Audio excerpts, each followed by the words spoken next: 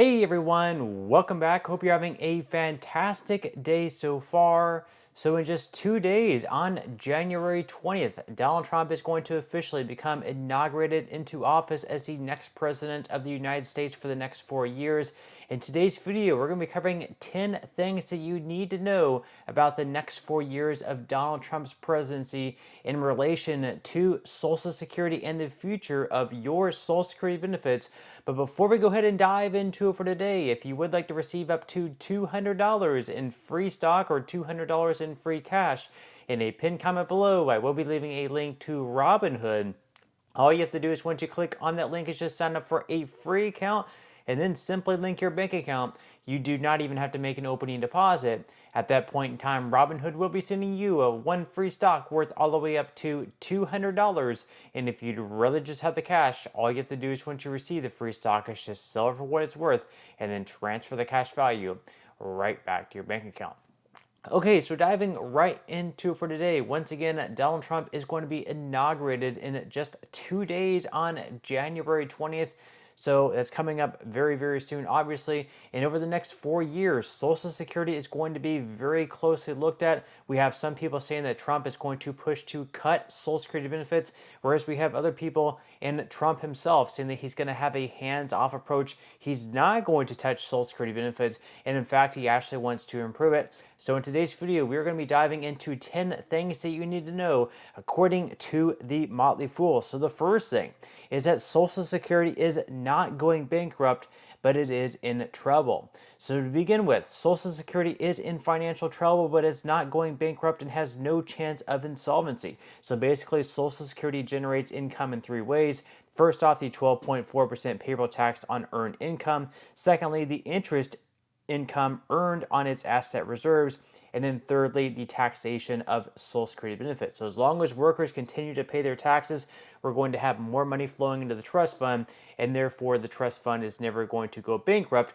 Of course, we will have to eventually have cuts across the board if we don't have enough money flowing into the trust fund to pay out everyone 100% of their benefits.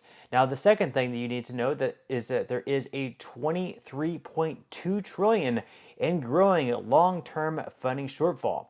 So for 85 years, the Social Security Board of Trustees has released an annual report highlighting the program's annual income and outlays. More importantly, this yearly report takes into account changes in fiscal and monetary policy as well as demographic shifts to forecast how financially sound Social Security is over the long term.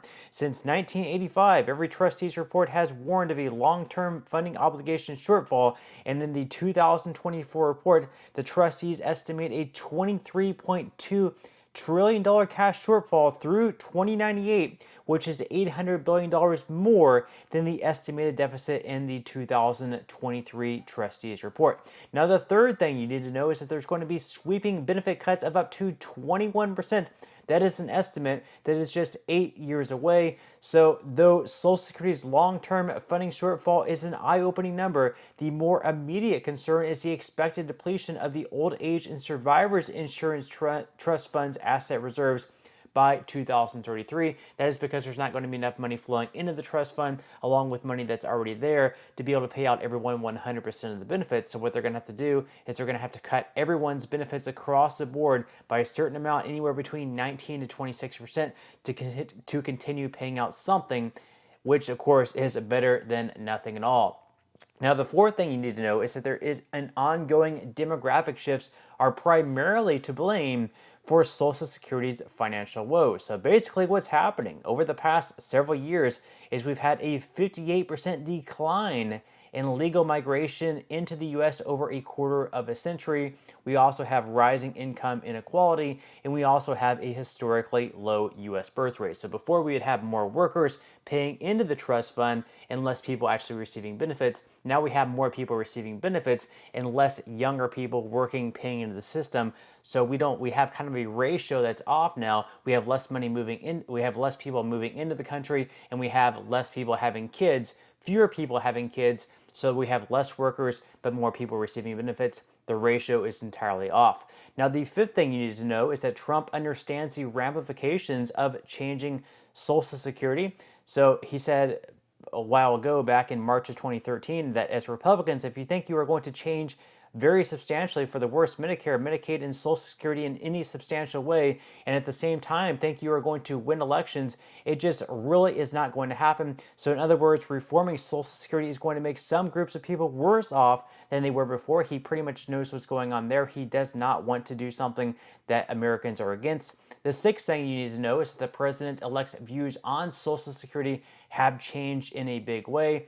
So over the years, he's kind of flip-flopped his views. Before, he was kind of more for privatization of Social Security. Now he's against that. Pretty much whatever is popular in Americans' views of whatever Americans think, he's kind of more for. He's willing to change his opinions on things, especially for things that are more popular. And he's not against, I guess, changing his opinion on things, which I think is a very much a strong point. Now, the seventh thing you need to know is that Trump is a big fan of operating efficiency. So like his predecessors, the incoming president has taken a predominantly hands-off approach to Social Security. In a December 2024 interview with Meet the Press, Trump retorted to the possibility of cutting benefits by saying, quote, "We're not touching Social Security other than we make it more efficient." So rather than cutting Social Security, he actually wants to make it more efficient. He wants people to receive more benefits, pay less taxes, and just make it a better program overall. Now, the eighth thing that you need to know is that he's intimated that the taxation of benefits should be eliminated. So that was one of the proposals whenever he was running for president against Kamala Harris, was the elimination of Social Security income taxes, at least at the federal level. At the state level, we might still have right around 8 states, since that's something that he cannot control, but he wants to eliminate that at the federal level. The ninth thing is that Donald Trump's Social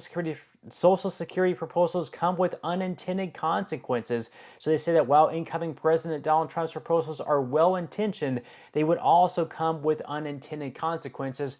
So one of those being that if they did eliminate taxes at the federal level on Social Security, that would also mean less money coming into the trust fund, because part of the money that flows into the trust fund is actually from Social Security benefits being taxed. So if they were to eliminate that, the trust fund would go insolvent 6 months sooner, which would speed up that problem all in all. And then finally, the 10th thing that you need to know about Social Security is that the status quo is likely to continue. So the final thing you should know about Donald Trump and Social Security is that the status quo is expected to continue. That, of course, is because in the Senate, for any bill to pass and reform to happen, they do need at least 60 votes. Right now, Republicans only have 53 seats in the Senate, which means they would need at least 7 Democrats to join them. And while we have seen bipartisan bills pass before, it's very, very difficult to get big reform to happen, to have Republicans and Democrats come together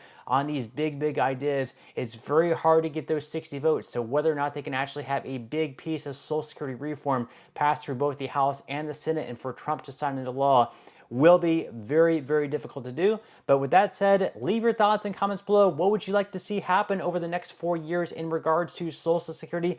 Leave your thoughts and comments below. But that's all we have for today's video, and I will see you in the next one.